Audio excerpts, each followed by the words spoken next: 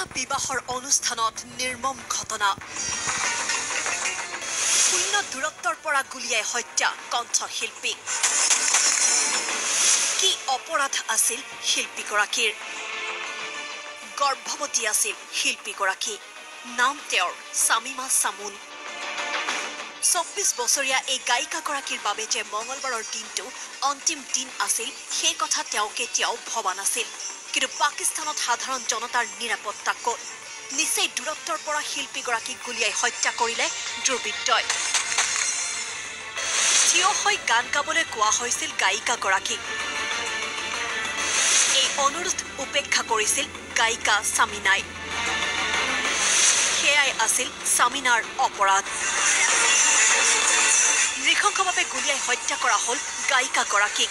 এটা ৰাজহুৱা অনুষ্ঠানত এইদৰে শিল্পীক গুলিয়াই হত্যা কৰা ঘটনাই প্ৰতিক্ৰিয়াৰ সৃষ্টি কৰিছে পাকিস্তানত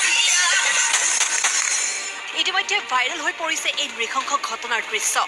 অৱশ্যে আৰক্ষীয়ে এই ঘটনাৰ সৈতে জড়িত এজন লোকক আটক কৰিবলৈ সক্ষম হৈছে কিন্তু দেশখনত এয়াই প্ৰথম ঘটনা নহয় ইয়াৰ পূৰ্বেও এনে ঘটনা বহু ঘটি গৈছে আৰু যে ভৱিষ্যতে নঘটিব তাৰ কোনো নিশ্চয়তা নাই